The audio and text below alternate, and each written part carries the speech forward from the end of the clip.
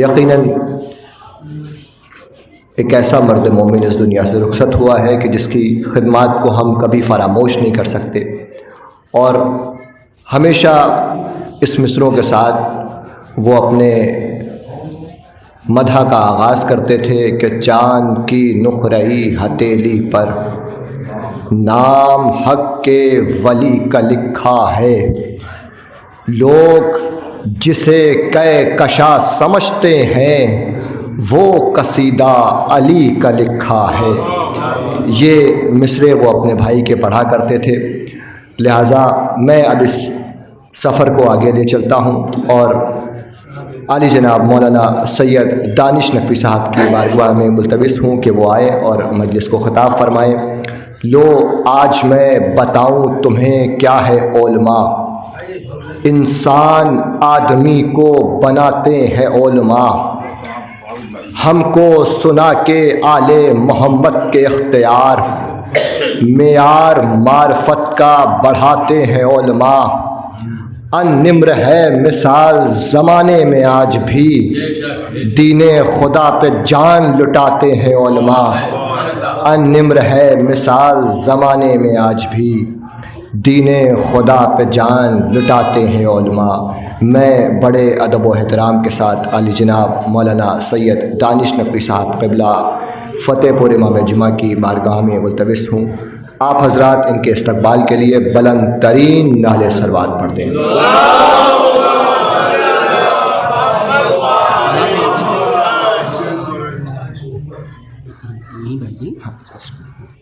اور محمد و آل محمد صلوات۔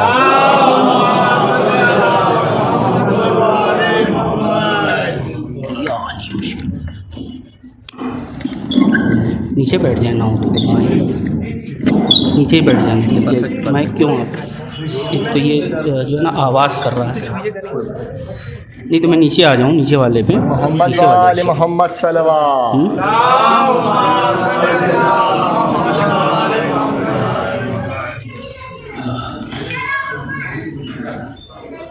اسے بس چھوئیں گے تو صحیح چل رہا ہے۔ یہ جو ہے نا اس کو درست کر دیا، آواز نہیں کر رہا، مائک پہنچنے میں دشواری ہو رہی ہے میرے خیال میں نیچے آ جاتا ہوں، رکیے پیچھے کریے تھوڑا سا، اچھا نیچے محمد والے محمد صلوات۔ کچھ نہ کوئی چیز رکھ دیجیے وہاں۔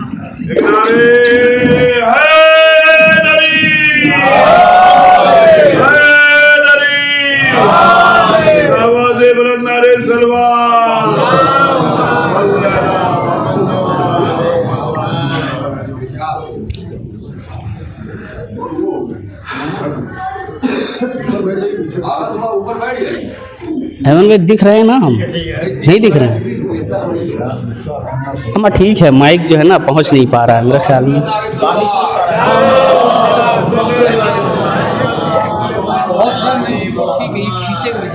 صحیح نا، اب صحیح ہے نا؟ دیکھیے یہ جو ہے نا جو سسٹم چلا رہے ہیں یہ کہہ رہے ہیں نیچے ہی رہیے، ہم نیچے رہیں گے تو اپنے آپ اوپر پہنچ جائیں گے، اوپر بیٹھنے کی کوشش کریں گے تو پھر رحم اللہ من قرأ سورۃ الفاتحہ۔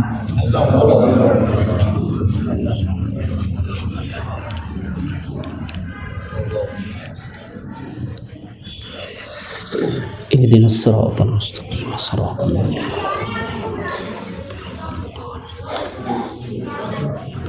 اللهم صل على محمد۔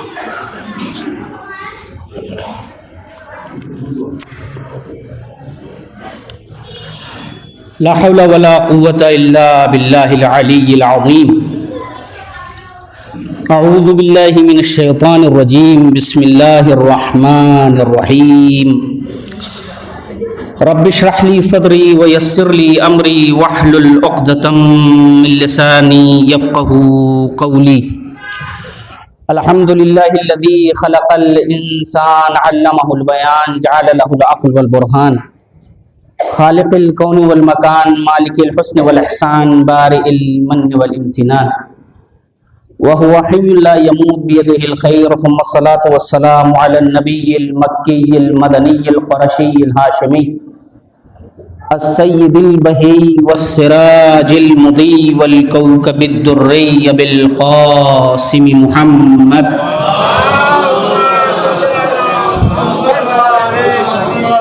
وآلہ الطیبین الطاہرین المعصومین المنتخبین المنتجبین الغر المیامین الہداة المہدیین ما خاب واللہ من تمسک بهم ومن تخلف عنهم ضلا فغرقا وہوا ولعنت اللہ علی اعدائهم اجمعین من الآن الى قیام یوم الدین اما بعد فقد قال الله تبارك وتعالى في محكم كتابه وهو أصدق القائلين أعوذ بالله من الشيطان الرجيم واعبد ربك حتى يأتيك اليقين صلوات بجي محمد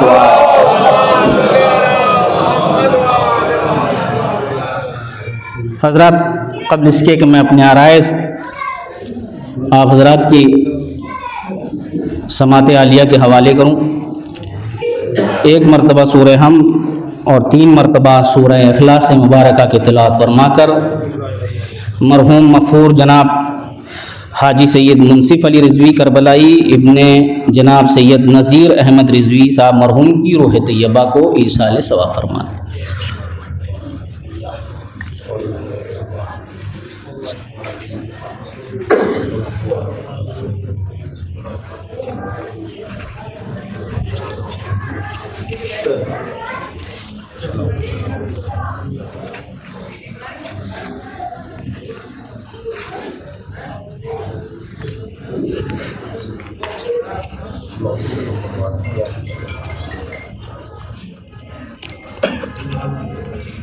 پانی دے دیجیے، پانی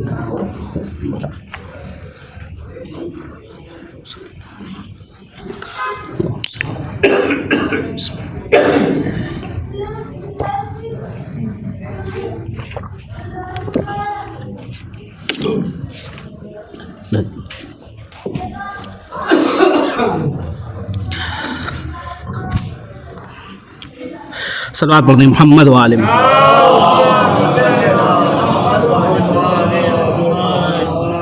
حضرات گرامی قدر، ایک مرحوم کے ایصال ثواب کی مجلس ہے۔ ظاہر ہے کہ میرا ان سے بہت زیادہ سابقہ نہیں رہا، لیکن جب بھی وقتاً فوقتاً کانپور میں حاضری ہوئی، ان سے ملاقات، جو بھی ملاقاتیں رہیں، بہت ہی خوشگوار ملاقات، اور مرحوم نے ہمیشہ حوصلہ افزائی کی، اور ایک جہاں تک میں نے ان کو جانا، مرد خدوم، یعنی ہمیشہ سماج و معاشرے کو آگے بڑھانے کے لیے ایسی گفتگو ہوتی تھی کہ جس سے یہ محسوس ہوتا تھا کہ ایک انسان ہے جو سماج کو آگے لے جانا چاہتا ہے۔ اور ظاہر ہے کہ ایک طرف عزاداری کا بھی ایک عجب جذبہ تھا ان کے اندر، بڑھ چڑھ کے مجلسوں میں حصہ لینا، محافل میں حصہ لینا۔ میں یہ کہہ سکتا ہوں کہ ایک سچا عزادار ہی دنیا میں سدھار پیدا کر سکتا ہے۔ زیادہ دیر میں اس لیے مرحوم کے بارے میں بیان نہیں کروں گا، چونکہ ماشاءاللہ آپ حضرات واقف ہیں، اور یہ کوئی جلسہ جو ہے وہ شوق سبھا نہیں ہے، یہ مجلس جو ہے مجلس عزائے امام حسین ہے۔ اور میں سمجھتا ہوں مرحوم کے بچے، مرحوم کی اولاد،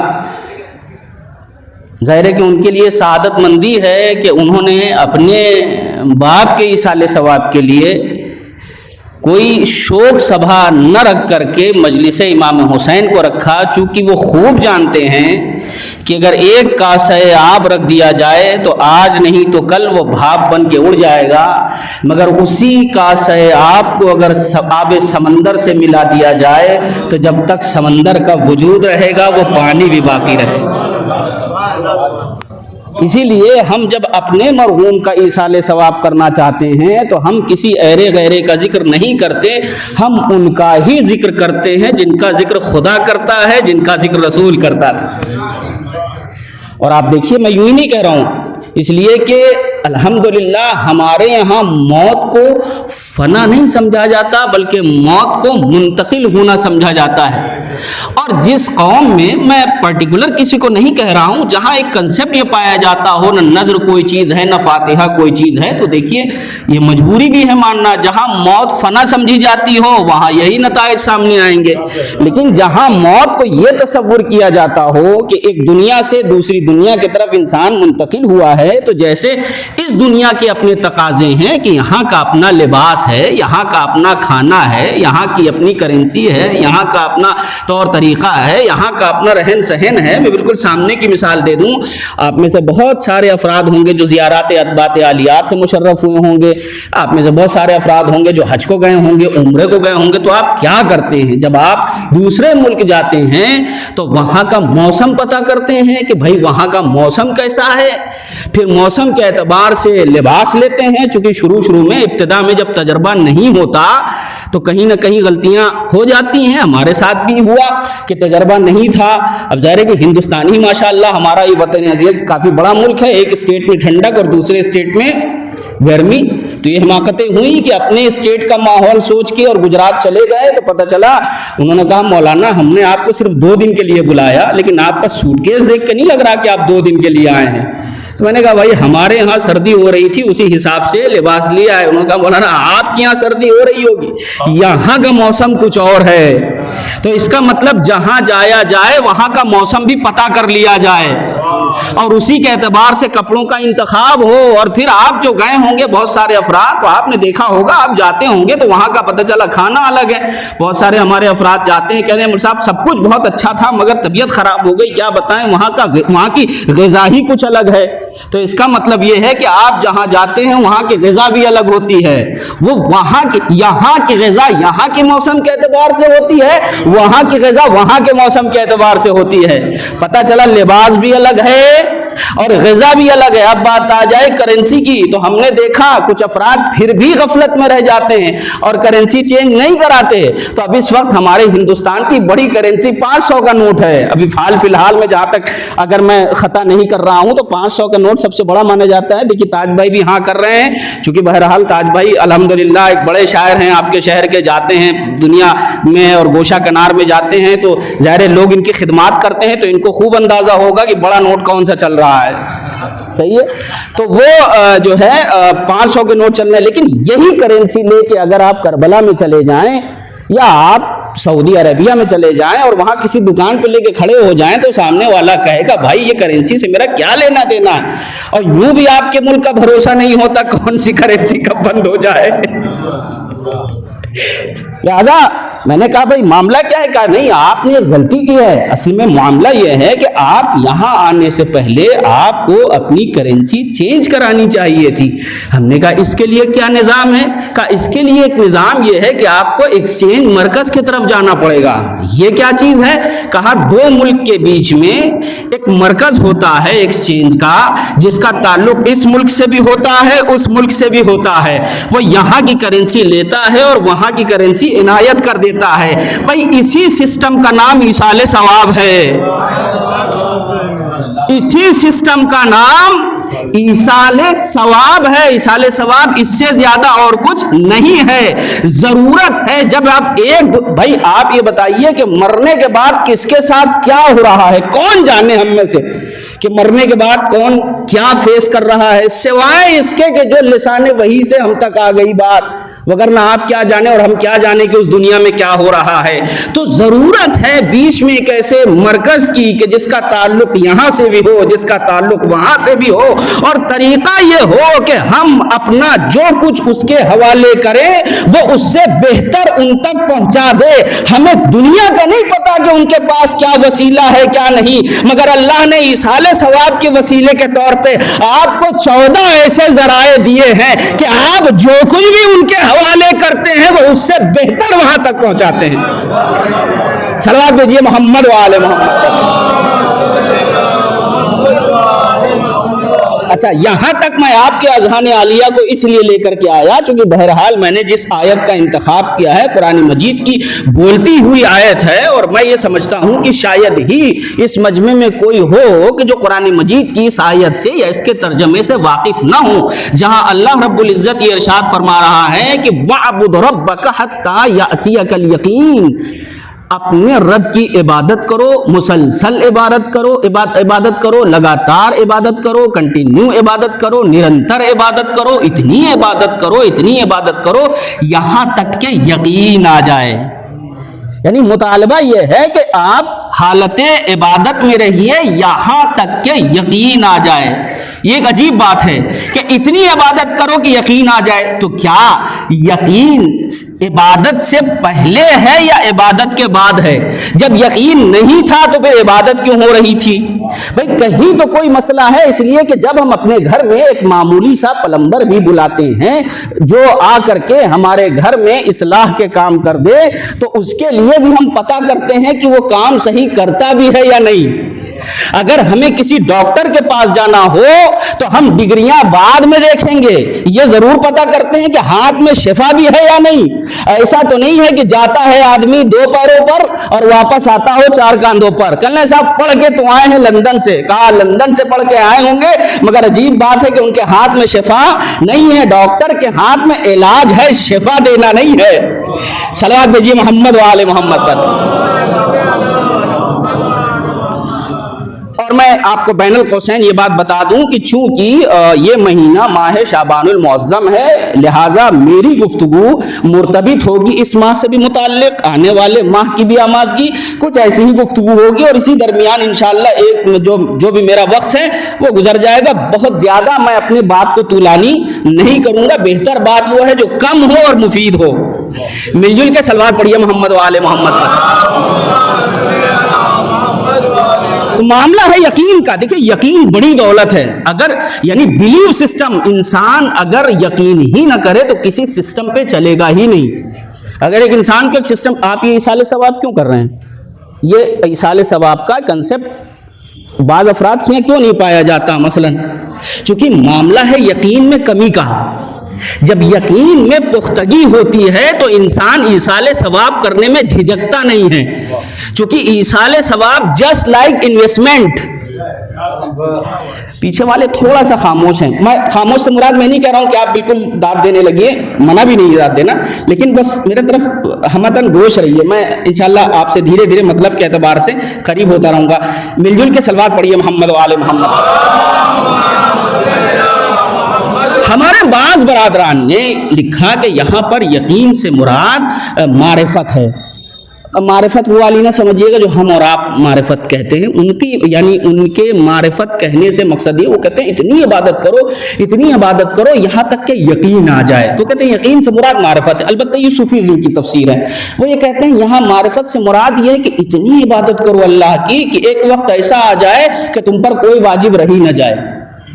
اسی لیے بعض علاقوں میں میں پارٹیکولر نہیں کہنا چاہ رہا ہوں تاکہ حساسیت نہ پیدا ہو، بعض ایسی جگہیں ہیں جہاں پر آپ دیکھیں کہ نماز کا وقت ہوا، ان سے آپ کہیے نماز پڑھیے تو کہتے ہیں اللہ ہو گئی نماز ہماری۔ بھائی یہ کیا ہے؟ کہتے ہیں بھائی یہی ہماری نماز ہے، اس لیے کہ ہم خدا رس ہیں، ہمیں خدا مل گیا ہے، تو نمازیں اب وہ پڑھے جسے خدا نہ ملا ہو۔ ایسے یعنی یہ نظریہ موجود ہے، یہ یوں ہی نہ سمجھیے گا میں یوں ہی گفتگو کر رہا ہوں۔ معرفت کا ایک نظریہ ہے، معرفت سے مراد پھر میں کہہ رہا ہوں یہ ہم اپنی والی معرفت نہیں کہہ رہے ہیں، وہ جو صوفیز میں معرفت کا ایک مقام ہی کہ ایک مقام آتا ہے جہاں انسان اتنی عبادت کرتا ہے کہ پھر نہ اس پر نماز رہ جاتی ہے نہ روزہ۔ اسی لیے وہ افراد جو لگائے ہوئے بیٹھے ہوتے ہیں بعض جگہوں پہ، انہیں آپ دیکھیں گے تو ان کی نماز اور روزے کا بالکل آپ سے طریقہ مختلف ہے۔ وہ کہتے ہیں کہ بھائی نمازیں وہ پڑھے جسے خدا نہ ملا ہو، ہمیں خدا مل چکا ہے۔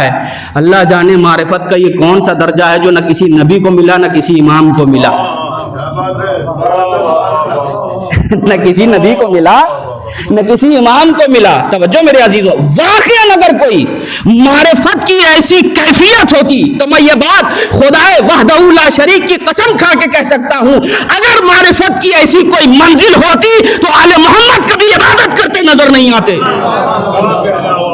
کبھی مصلی پہ نظر نہیں آتے۔ لیکن کیا کہنا مولا کائنات کا، اما جو خدائی صفات کا مظہر ہو، یعنی جو مبدأ فیض الہی ہو، وہ اگر مقام عبادت پہ آئے تو کہے الہی کفا بی عزن ان اکون لک عبدا، اے میرے پروردگار میری عزت کے لیے یہ کافی ہے کہ میں تیرا بندہ ہوں۔ ادب دیکھیے جملے میں ادب کیسا موجود ہے، اور سیکھنا چاہیے ہم کو اور آپ کو مولا کائنات سے بندگی کا ادب کیا ہوتا ہے۔ الہی کفا بی عزن ان اکون لک عبدا، میرے پروردگار میری عزت نفس کے لیے اتنا کافی ہے کہ میں تیرا بندہ ہوں۔ وَكَفَى بِي فَخْرًا، پہلے عزت کہا، فخر بعد میں کہا۔ اے میرے پروردگار میری عزت کے لیے یہ کافی ہے کہ میں تیرا بندہ ہوں، اور میرے فخر کے لیے یہ کافی ہے کہ تو میرا خدا ہے، کہ تو میرا خدا ہے۔ اگر اس زمانے میں خدائی کا دعویٰ کسی کو سزاوار ہوتا تو پہلے یہ بندہ حق رکھتا تھا۔ میں نے کسی مقام پر ایک جملہ کہا تھا کہ دیکھیے کبھی کبھی مبالغہ آرائی میں انسان کے عقل کا دامن اس کے ہاتھ سے چھوٹ جاتا ہے۔ حسن بھائی ابھی میں دیکھ رہا تھا تو مجھے ایک چیز ملی کہ دیکھیے شاید میں نے کہیں اس کو پڑھا بھی تھا، آپ بھی محظوظ ہوں گے، سنتے جائیے کہ جب خانہ کعبہ میں بت شکنی کا موقع آیا، انشاءاللہ پیچھے والا میرے ساتھ ہے نا، جب بت شکنی کا موقع آیا تو اس میں ہوا یہ کہ سارے بت تو توڑ دیے گئے، مگر ایک بڑا بت تھا جو کافی اونچائی پہ رکھا ہوتا تھا۔ اب ظاہر ہے کہ جب اس کے توڑنے کی باری آئی تو پیغمبر اسلام نے ارشاد فرمایا یا علی آپ جھک جائیے، میں آپ کے کاندھوں پہ سوار ہو جاؤں اور بت کو توڑ دوں۔ تو مولا کائنات نے کہا یا رسول اللہ میں بار رسالت نہیں اٹھا سکتا، میں بار رسالت نہیں اٹھا سکتا، لہذا رسول اللہ جھکے، مولا کائنات سوار ہوئے، اور کیا نظارہ رہا ہوگا جب مہر نبوت پر پائے امامت آیا ہوگا۔ اور یہ کوئی منافی گفتگو نہیں ہے، اس لیے کہ قرآن پہ قرآن آنا، قرآن رسالت پر قرآن امامت کا آنا، اور اس کے بعد مولا کائنات نے سوار ہو کر بتوں کو توڑا۔ اب دیکھیے اس مقام پر بہت سارے لوگ الگ الگ طرح کی باتیں کرتے ہیں۔ میں ایک جگہ پڑھ رہا تھا تو ایک صاحب نے یہ لکھا، دسترخوان بنی امیہ کے رضا چین نہ جانے کہاں کہاں کیا کیا لکھتے ہیں، انہوں نے لکھا کہ ایک موقع پر عالم اسلام کی ایک بڑی قداور شخصیت تھی، انہوں نے رسول اللہ کو اپنے کاندھوں پر سوار کر لیا تھا۔ اب مجھے اس سے بحث نہیں ہے کہ یہ کب آئی، کس سن میں آئی، یہ حدیث کہاں سے وجود میں آ گئی۔ ہم ایسی حدیثوں کو ناجائز حدیثیں کہتے ہیں، میں کیا عرض کر رہا ہوں، ایسی حدیثوں کو ناجائز حدیثیں کہتے ہیں، ان کا پتہ ہی نہیں ہوتا کہ کہاں سے آئی ہیں۔ جب اس حدیث کا ذکر خلیل ابن احمد فراہیدی جو برادران اہل سنت کے بہت بڑے عالم کنسیڈر کیے جاتے ہیں، یہاں تک کہ ان کے لیے کہا جاتا ہے کہ اگر وہ اپنے زمانے میں اتنے زیادہ ادب پر مہارت رکھتے تھے کہ اگر یہ نبوت کا دعویٰ کر دیتے تو نہ جانے کتنے لوگ تھے جو ان کی نبوت پر ایمان لے آتے۔ جب ان سے اس بات کا ذکر کیا گیا کہ حضور جو علی نہ اٹھا پائے وہ فلاں نے اٹھا لیا، تو ایک مرتبہ لہجہ بگاڑ کے کہا کہ اگر علی بار رسالت نہیں اٹھا سکتے تو اب کائنات میں کسی ماں نے بچہ نہیں جلا ہے جو بار رسالت اٹھا لے۔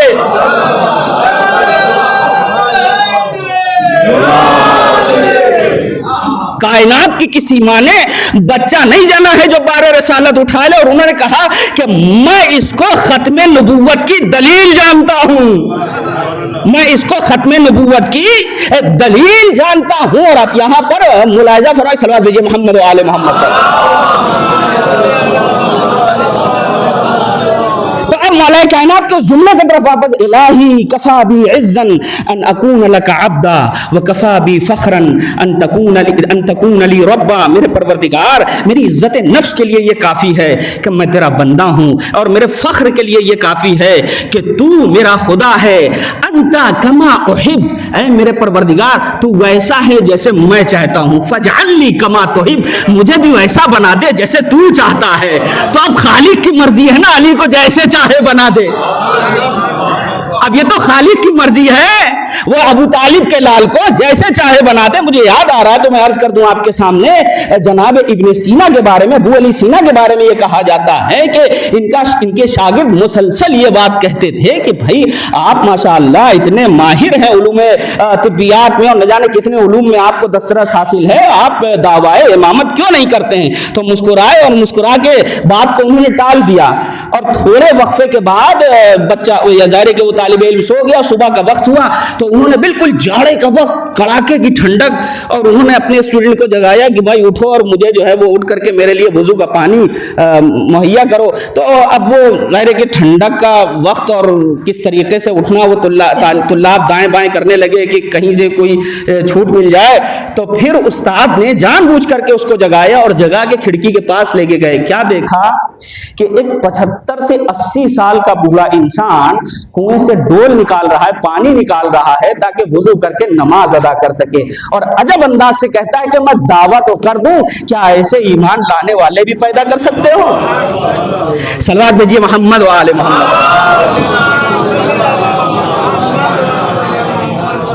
عجب انداز سے معاملہ ہے یقین کا. دیکھیں یقین بڑی دولت ہے واقعی. اگر یقین نہیں ہے تو پھر انسان کی زندگی میں ہے کیا؟ اگر یقین نہیں ہے تو ہے کیا؟ تو ایک تفسیر تو یہ کہتی ہے کہ یہاں یقین سے مراد جو ہے وہ معرفت ہے, وہ والی معرفت یعنی صوفیزم والی معرفت میں نے آپ کے سامنے پیش کیا. دوسری تفسیروں میں یہ ہے کہ اس سے مراد جو ہے وہ موت ہے, کہ اتنی عبادت کرو یہاں تک کہ موت آ جائے. ایک تفسیر اور ہے ہمارے اور آپ کے چھٹے امام حضرت امام جعفر صادق اور یہ اسی پر انشاءاللہ گفتگو ہوگی اور مجلس تمام ہو جائے گی. اور یہ ایک ایسی تفسیر ہے کہ ہم سب اس تفسیر کو آئینہ بنا کر ہم ہوں آپ ہوں اپنا اپنا چہرہ دیکھ سکتے ہیں. ابھی بڑی گفتگو ہو رہی تھی ہماری بعض برادران کے ساتھ, اور میں ایک جملہ کہتا ہوں کہ دیکھیے اس وقت ماحول میں خرابی کی بنیادی وجہ, البتہ قطعی یہ نہ سمجھیے گا کہ میں کسی خاص تناظر میں گفتگو کر رہا ہوں, لیکن اگر معاشرے کا آپ جائزہ لیں تو خرابی کی بنیادی وجہ یہ ہے کہ ہر آدمی دوسرے کو سدھار رہا ہے, اپنے میں سدھار پیدا نہیں کرنا چاہتا. میں یہ بات پوری ذمہ داری سے کہہ رہا ہوں. اگر آپ معاشرے میں تلاش کریں, اور بعض لوگوں کو بڑا ہوتا ہے, دیکھیں میں تو ہمیشہ حق کہتا ہوں, بالکل حق بات کہتا ہوں. ارے بھائی ضروری نہیں کہ ہر جگہ ہر بات کہی جائے. علم جاننے کو کہتے ہیں, حکمت کہاں کہنا ہے یہ بھی پتا ہونا چاہیے. تو دیکھیں میں تو ہمیشہ حق بات کرتا ہوں بالکل, اور جو ہے بالکل ہٹ کے کوئی بات نہیں کرتا. تو آپ اس بات کو سمجھے, اور یہی غرہ تھا جو پیغمبر اسلام نے پہلے مرحلے پر توڑ دیا مسلمانوں کا. جب جنگ بدر میں عالم اسلام فتح یاب ہو کر کے لوٹا, اور آپ اچھی طرح جانتے ہیں کہ جنگ بدر کی جو فتح تھی بہت بڑی فتح تھی بھائی. 313 کے مقابلے میں 1000 کا لشکر تھا, وہاں سینکڑوں تلواریں تھیں, سینکڑوں گھوڑے تھے, تیر و تبر کمان, ان کے پاس ہر چیز تھی. ادھر مسلمانوں بے سر و سامانی کا عالم, 313 کا لشکر, 4 یا 5 تلواریں, کم و بیش اتنے ہی گھوڑے, تھا ہی نہیں کچھ ان کے پاس. لیکن پھر بھی جنگ ہوئی, آپ نے دیکھا کس طریقے سے مسلمان غالب آ گئے 1000 کے لشکر پہ. تو جب یہ لوٹ کر کے آئے تو بڑا فخر سے ان کا سینہ چوڑا, اور پوچھئے نا کہ سب ڈینگے ہانک رہے ہیں, جنہوں نے کچھ نہیں بھی کیا تھا وہ بھی ڈینگے ہانک رہے تھے. پیغمبر اسلام کو پتہ چلا, پیغمبر نے عجب جملہ کہا, مرحباً بقوم.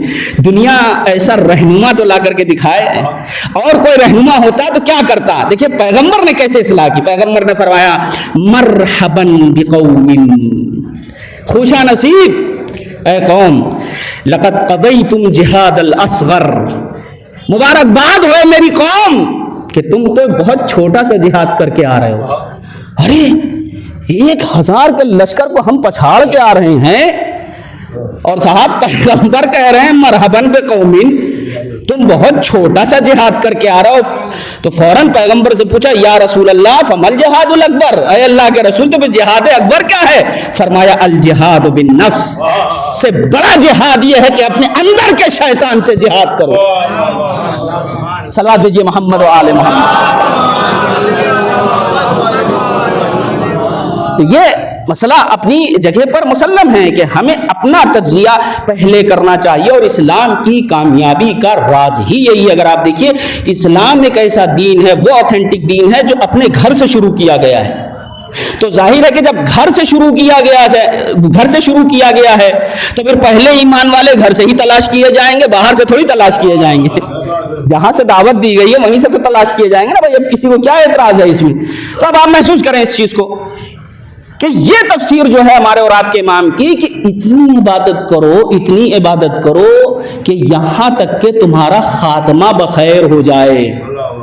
دیکھیں ایمان لے آنا کمال نہیں ہے، ایمان پر آخری سانس لینا کمال ہے. نہ جانے کتنے لوگ تھے جو رسول کے رکاب میں لڑا کرتے تھے، نہ جانے کتنے لوگ تھے جو حضرت علی کے ساتھ حضرت علی کے رکاب میں تھے، لیکن ہم نے امام حسین کو ان کے مقابلے پہ آتے ہوئے دیکھا. تو اس کا مطلب یہ ہے کہ آدھار کارڈ اور پین کارڈ پر ناز نہ کریے. اللہ سے ہمیں اور آپ کو دعا کرنا چاہیے کہ اس کے پاس جو کارڈ ہے وہاں ہمارا نام محبان اہل بیت میں شمار ہو جائے. یہ ایک بہت بڑا مرحلہ ہے. تو اب آپ دیکھیے یقین کا میں آپ کے سامنے عرض کر رہا تھا، کیونکہ وقت بہت تیزی سے گزر جاتا ہے اور مطالب رہ جاتے ہیں، تو کچھ چیزوں کو میں چھوڑ رہا ہوں، کچھ چیزیں آپ کے سامنے بیان کر رہا ہوں.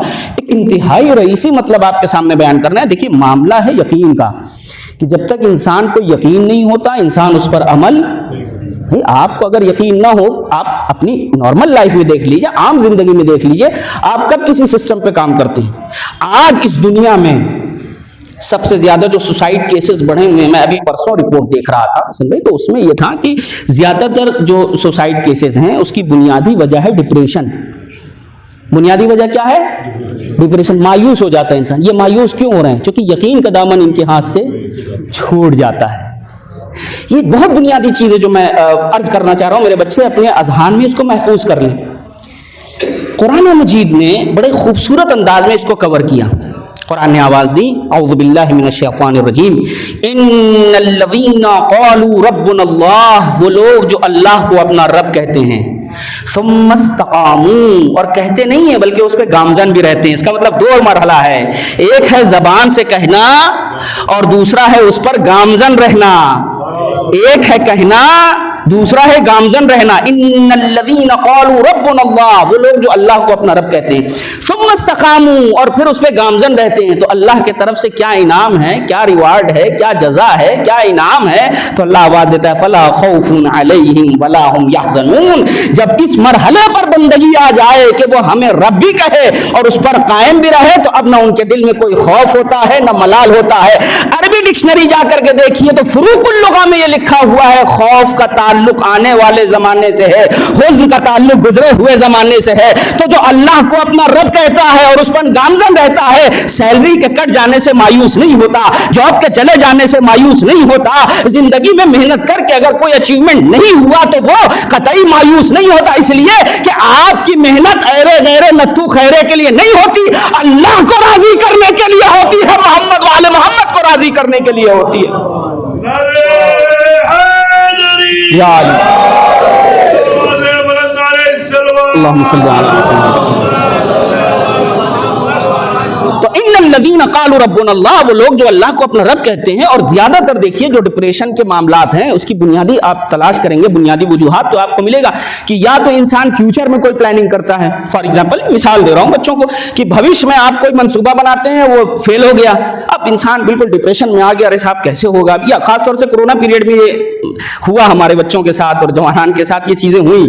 بڑے بڑے لوگ، بڑی بڑی سیلیبریٹیز، بڑے بڑے ایکٹرز، بڑے بڑے پولیٹیشینز ہم نے دیکھا کہ جنہوں نے اپنی زندگیوں کا خاتمہ کر لیا. آپ سمجھ رہے ہیں؟ مطلب یہ اس چیز کو دیکھیں کہ کوئی تو ایسی چیز ہے جو آپ کو باندھے ہوئے ہے. اگر میں اپنی بات پہنچا لے گیا تو آپ کو اپنی قیمت کا اندازہ ہو جائے گا. آپ محسوس کریں اس چیز کو. کتنے بڑے بڑے وہ لوگ جن کو لوگ اپنا رول ماڈل بنا رہے ہیں، انہوں نے اپنی امیدیں کھو دی، اپنی زندگیوں کا خاتمہ کر لیا. تو خوف کا تعلق ہے آنے والے زمانے سے کہ آنے والا زمانے میں کوئی انسان منصوبہ بندی کرتا ہے اور وہ منصوبہ بندی پتہ چلا فیل ہوگی. اور اسی کے مقابلے میں گزرا ہوا زمانہ کہ گزرے ہوئے زمانے میں انسان کا کوئی لاس ہو گیا، اس کو لے کر کے انسان ڈپریشن میں آ گیا. تو بنیادی وجہ ڈپریشن میں جانے کی دو ہیں. قرآن نے دونوں کو کور کر لیا کہ اگر واقعی مومن ہے، اللہ کو رب کہنے والا ہے، اس پر گامزن رہنے والا ہے، تو نہ اسے آئندہ زمانے کا خوف ہوتا ہے نہ پچھلے گزر جانے کا خوف ہوتا ہے. اس لیے کہ مومن جانتا ہے جو کل کھلا رہا تھا وہ آج بھی کھلائے گا، جو آج کھلا رہا ہے وہ آئندہ بھی کھلائے گا. صلوات بھیجیے محمد و آل محمد.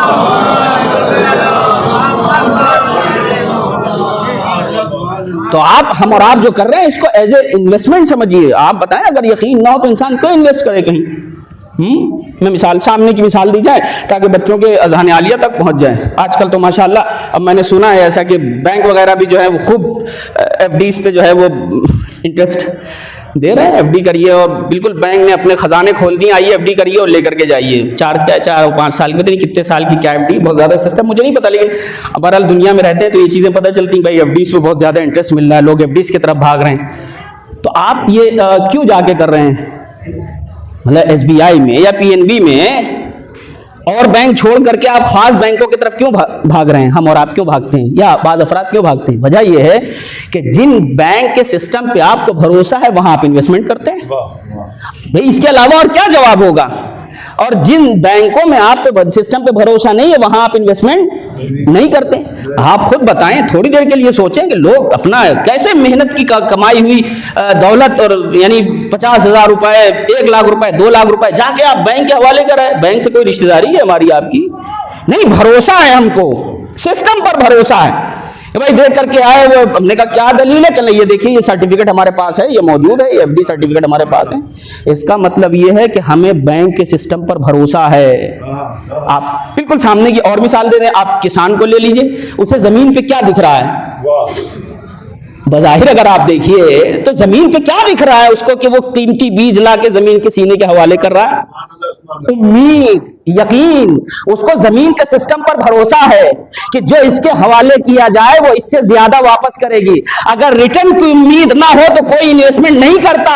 ارے اب تو سمجھیے 1400 سال سے یہ ذکر محمد والے محمد آپ کا کرتے چلے آنا, بغیر کسی کمی کاستی کے بڑی بڑی حکومتیں آئیں, مغلیہ سلطنتیں آئیں, عباسی حکومت آئی, اموی حکومت آئی, خلفاء کا دور آیا, مگر ذکر آل محمد جیسے ہوتا چلا آ رہا تھا ویسے ہی ہوتا چلا آ رہا ہے. اس کی بنیادی وجہ یہ ہے دنیا نے کہیں انویسٹمنٹ کیا, ہم نے ابو تراب پر انویسٹمنٹ کیا.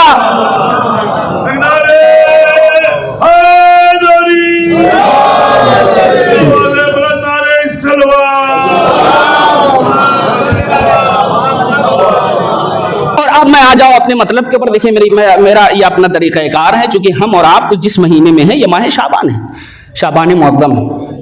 ضروری سمجھتا ہوں کہ میں مطالب آپ, کیونکہ دیکھیے ہر موسم کے اپنے پھل اور اپنی غذا غذا ہوتی ہے, اور جو سمجھدار کسان ہوتا ہے نا وہ موسم کے مزاج کے اعتبار سے جو ہے وہ کاشتکاری کرتا ہے.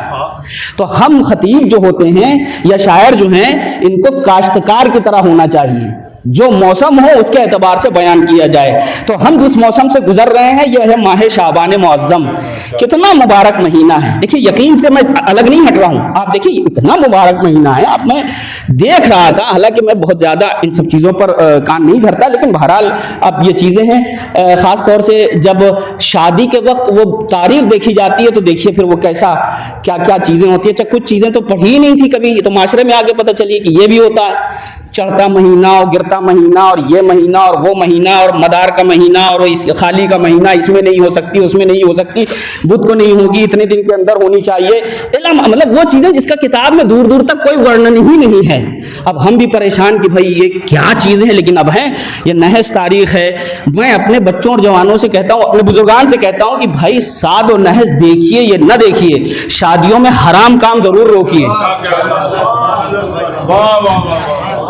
شادیوں میں حرام کام ہو جائے وہ بالکل ہی عام بات ہے. اور صاحب نحس تاریخ میں شادی نہ ہو, ہم نے بڑے بڑے معاملات یعنی رشتے, یعنی اس وقت تاریخ دیکھنا کنڈلی ملانے سے کم نہیں ہے. تاریخ دیکھنا, اور انسان بالکل ایمان لایا ہوا ہے اس کے اوپر کہ اگر نحس میں کر لی اللہ نہ کرے تو لگتا ہے کہ نحس کا کوئی خدا الگ ہے کہ ان کا معاملہ بگاڑ دے گا. تو یہ ایک عجیب بات ہے. میں ساد و نحس دیکھ رہا تھا تو میں نے تمام مہینوں کو اس میں دیکھا تو پتہ چلا 3 تاریخ جو ہے نحس نحس نحس نحس, اور جو شعبان کی دیکھی تو نیک. تو وہ مجھے, میں نے ظاہر ہے کہ میں سن رہا تھا علامہ ابن حسن اور نہروی صاحب اللہ مقامہ اللہ کروٹ کروٹ ان پہ اپنی رحمتیں نازل کرے. بلا کے خطیب تھے, ہندوستان کے مایہ ناز جید علماء میں ان کا شمار تھا.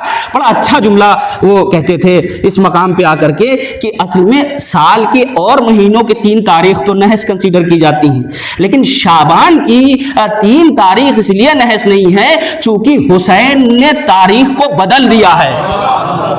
ارے میں کیسے عرض کروں، یعنی یہ وہ شخصیتیں نہیں ہیں جن پہ تاریخ اثر کرتی ہے، یہ وہ ہیں جو تاریخوں پہ اثر کرتے ہیں، یہ وہ ہیں جو تاریخوں پہ اثر کرتے ہیں۔ اور پھر اس کے بعد عجب انداز سے انہوں نے کہا یہ ایک عجیب اتفاق ہے، آپ دیکھیں کہ پورے مہینے میں ماہ شعبان میں کوئی شہادت کی تاریخ نہیں ہے، کوئی شہادت کی تاریخ نہیں ہے، اور محرم میں کوئی ولادت کی تاریخ نہیں ہے۔ گویا کہ خدا یہ کہنا چاہ رہا ہے انہی کے خوشی میں خوش رہو، ان کے غم میں غمگین ہو جاؤ، ان کی خوشی میں خوش رہو، ان کے غم میں رنجور ہو، غمگین ہو جاؤ۔ تو ماہ شعبان سے متعلق میں آپ کے سامنے عرض کروں، اس میں اتنی اہم تاریخ ہے 15 شعبان المعظم کی جو ابھی گزر گئی، اتنی اہم تاریخ ہے۔ میں بہت ہی معذرت کے ساتھ اپنے بزرگان سے یہ میں خاص طور سے بچوں اور جوانوں کے لیے یہ بات کہہ رہا ہوں، اور میں نے یہ اب کی بار کئی جگہ مجلسوں میں اس چیز کو پڑھا ہے کہ یہ ہمارے لیے المیہ ہے کہ ہم چرونجی میں رہ جائیں، ہم حلوے میں رہ جائیں، ہم قبرستان میں مٹی چڑھانے میں رہ جائیں، ہمیں قبرستان کا خیال رہے، ہمیں چراغا کا خیال رہے، اور جو اصل اساس ہے، جو مبدأ فیض الہی ہے، ہم اسی کو بھول جائیں۔ یعنی ہمارے بڑوں نے ان سب چیزوں کو بنایا تھا تاکہ ہم امام سے جڑ جائیں، لیکن اگر یہی چیزیں دوری کا سبب بن جائیں تو پھر یہ ہمارے لیے جو ہے وہ لمحہ فکریہ ہمیں غور کرنا چاہیے۔ دیکھیے ہمارے اور آپ کے لیے اتنا ضروری ہے، اس وقت اتنا ضروری ہے کہ ہم اور آپ امام سے آنے والی نسلوں کو جوڑیں۔ میں ایک روایت سنا دوں آپ کو جلدی چلتے بہت ہی عمدہ روایت ہے، کافی میں جناب حضرت ثقۃ الاسلام محمد ابن یعقوب الکنینی رضوان اللہ تعالی علیہ نے نقل کیا۔ آپ فرماتے امام جعفر صادق علیہ السلام نے ارشاد فرمایا عن ابی بصیر عن ابی عبداللہ انہ قال رحم اللہ عبدا من حببنا الی الناس۔ میں اپنے جوانوں بچوں کے لیے خاص طور سے عرض کر رہا ہوں، دیکھیں میں نے اپنے بہت سارے چیزیں چھوڑ دی ہیں صرف اس لیے کہ یہ اہم میسج آپ تک دے سکوں۔ کیا فرمایا؟ رحم اللہ عبدا من حببنا الی الناس ولم یبغضنا الیہم۔ اللہ میرے اس بندے پر، اللہ اپنے اس بندے پر رحمتیں نازل کرتا ہے جو لوگوں کے سامنے ہم کو اچھا بنا کے پیش کرے، محبوب بنا کے پیش کرے۔ ولم یبغضنا الیہم، اور ایسا بنا کے نہیں پیش کرتا کہ لوگ ہم سے بھاگیں۔ آج آپ ساری دنیا بتائیے، وقت معتبر چہرے مجھے یہاں دکھ رہے ہیں اور میں یہ بھی نہیں چاہتا کہ بہت زیادہ خوش فہمی میں آپ مبتلا ہوں، لیکن آپ دیکھیں اس چیز کو ساری دنیا میں، آج ساری دنیا میں، یعنی آپ گھر سے نکلیے تو محلہ، محلے سے نکلیے تو آپ شہر، شہر سے نکلیے تو پورا ملک، ملک سے نکلیے تو مہادیپ، مہادیپ سے نکلیے تو پورا سنسار، پوری دنیا میں آج جس چیز کو لے کر کے ایشو بنا ہوا ہے وہ ہے عدالت، جسٹس، انیائے۔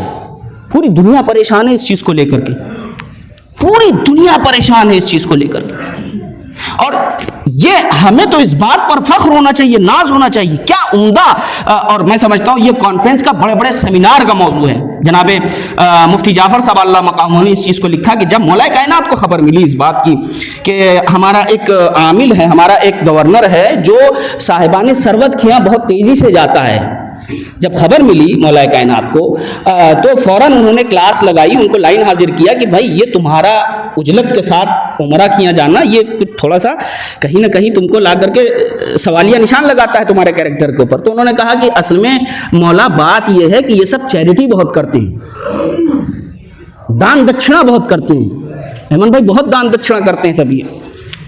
تو مولا نے فرمایا تمہیں کیا لگتا ہے معاشرے کا، اللہ کی قسم کہہ رہا ہوں آپ سے، والذی نفسی بیدہ، ان لفظوں کو اگر آپ مولا کے سونے کے حرفوں سے لکھ دیجئے تب بھی اس کی قیمت ادا نہیں کی جا سکتی۔ اور کیا بنیادی چیز میرے مولا نے بیان کی، جیسے چاہیے آپ استقبال کریے اس کا۔ مولا نے فرمایا سنو، معاشرے کا فقر و فاقہ چیریٹی سے نہیں ختم ہوتا، دان دکھشنا سے نہیں ختم ہوتا، معاشرے میں عدالت کے قیام سے ختم ہوتا ہے۔ کروڑوں لوٹ کے 2 لاکھ بانٹ دیے تو کہے کہ خیرات حلوائی کی دکان پہ دادا کا فاتحہ۔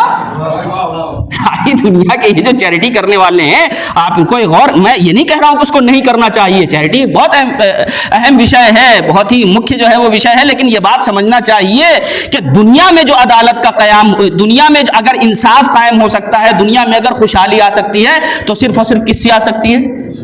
جسٹس کے قیام سے۔ اب آپ دیکھیے ہمیں فخر ہونا چاہیے کہ ہم جس امام کا انتظار کر رہے ہیں، ہم تو کہتے ہی یہ ہیں کہ اس ظلم و جور سے بھری ہوئی دنیا کو نیائے سے بھر دے گا۔ آپ میرے ساتھ ہیں نا؟ انشاءاللہ محظوظ ہوں گے. میں بہت رفتہ رفتہ اپنے مطلب کو رکھ رہا ہوں اور میں چاہ رہا ہوں میں اپنے بچوں سے قریب آ جاؤں اپنی گفتگو میں. دیکھیں ابھی کراری میں پروگرام ہوا تھا, اس میں بندہ ناچیز کو بلایا گیا تھا. ہمارا عنوان ایسا رکھا گیا تھا کہ منجی عالم یعنی ہمارے آخری امام پوری دنیا کے ادیان کی نگاہ میں یعنی وہ کیسے دیکھتے ہیں. تو وہاں پہ ہم نے ظاہر ہے کہ میرا وقت بڑا محدود تھا 15 سے 17 منٹ, تو وہاں بہت زیادہ تفصیلی چیز ہم نہیں بیان کر سکتے تھے, لیکن میں نے ہلکے ہلکے اشارے کیے تھے. میں یہاں بھی آپ کے سامنے عرض کر دوں منجی عالم کے حوالے سے. منجی عالم یعنی یہ ایک تصور کہ آخر میں ایک امام آئے گا اور وہ آنے کے بعد اس دنیا کو عدل و انصاف سے بھر دے گا. آپ انشاءاللہ میرے ساتھ ہیں نا؟ عدل و انصاف سے اس دنیا کو بھر دے گا. کیا ہمارے اور آپ کے امام کا کنسیپٹ صرف ہمارے درمیان پایا جاتا ہے؟ قطعی نہیں ہے. دنیا کا کوئی ایسا دین نہیں ہے جو اس بات کا دعویٰ کرتا ہے کہ ہم بھی آسمانی ہیں. دنیا میں بہت سارے دین ہیں, سب دعویٰ کر رہے ہیں ہم آسمانی ہم آسمانی ہم آسمانی. کیسے پتہ چلے کون آسمانی ہے کون نہیں؟ لیکن بہرحال سب اپنے اپنے میں دعوے دار ہیں کہ ہمارا ریشہ جو ہے وہ آسمانی. میں یہ بات آپ کو پوری ذمہ داری سے کہہ رہا ہوں. کمپیریٹیو اسٹڈی کرنے کے بعد میں اپنے بچوں جوانوں کو دعوت دے رہا ہوں, دعوت فکر دے رہا ہوں کہ وہ بھی اس پہ چاہیں تو سرچ کریں, دیکھیں کہ دنیا میں جتنے بھی ادیان پائے جاتے ہیں کوئی ایسا دین نہیں ہے جو امام مہدی کا عقیدہ نہ رکھتا ہو. میں جو بڑی بڑی کمیونٹیز ہیں ان کو جلدی جلدی بس آپ کے سامنے بیان کر دوں. مثال کے طور پہ آپ کرسچینٹی کو لے لیجئے تو کرسچنز کا اپنا عقیدہ ہے کہ آخری دور میں جب یہ دنیا بھر جائے گی, انجیل برنابا میں یہ چیز ہے کہ جب یہ دنیا بھر جائے گی ظلم و جور سے تو جناب عیسیٰ کا اور ان کے نمائندے کا آنا ہوگا, وہ شام میں آئیں گے اور آنے کے بعد عدل و انصاف کا قیام کر دیں گے. ان کا اپنا ایک عقیدہ ہے, ان کی اپنی ایک فکر ہے. بہت سارے کرسچن اسی بنیاد پر جاتے بھی ہیں شام میں. اسی طریقے سے جیوز ہیں, ان کا عقیدہ یہ ہے کہ قدس کے مقام پہ ایک جگہ ہے صہیون, اس لیے وہ وہاں پر قابض بھی ہیں کہ وہاں سے ایک نمائندہ آئے گا جو مشائخ, اور اس کو جب عبرانی سریانی زبان میں موڈیفائی کیا گیا تو انہوں نے مسیحا کہہ دیا کہ وہ مسایہ آئے گا, مسیحا آئے گا جو اس دنیا میں جو عدل و انصاف کا قیام کرے گا. ہمارے اگر ہندوستان کی بات لے لیجئے تو ہمارے یہاں جو بڑی کمیونٹی ہے ہمارے ہندو بھائیوں کی, ان کے یہاں یہ ہے کہ وشنو کا اوتار آئے گا, کلکی جس کو کہا جاتا ہے 10واں یا 12واں کہا جاتا ہے, بعض اس میں نسخوں میں 10 ہے, بعض میں 12واں ہے, وہ آئے گا. اچھا کمال یہ ہے وہ کہتے ہیں وہ اس کلیوگ کے انت میں آئے گا. میرے ساتھ ہے نا انشاءاللہ؟ اس کلیوگ کے انت میں آئے گا, دنیا میں بھر جائے گا, بالکل دنیا انیائے سے بھر جائے گی, ہر آدمی پریشان ہو جائے گا. تو اس وقت وہ وجود میں آئیں گے اور آنے کے بعد اس دنیا میں عدل و انصاف کا قیام کریں گے. اس کا مطلب یہ ہے کہ ساری دنیا ابھی کوئی ایسے زمانے کا انتظار کر رہی ہے جہاں پر حکومت صرف ایک کی ہوگی.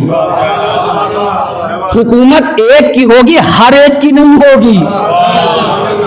ایک کی ہوگی, ہر ایک کی حکومت نہیں ہوگی. اب یہاں پر ایک مسئلہ ضرور ہے, ہاں یہ زرادشت ہیں وہ انتظار کر رہے ہیں, وہ بھی کسی کا انتظار کر رہے ہیں. کچھ مغول جو ہیں جو افراد موجود ہیں اس ملک کے, وہ چنگیز خان کا انتظار کر رہے ہیں کہ وہ ابھی اٹھے گا.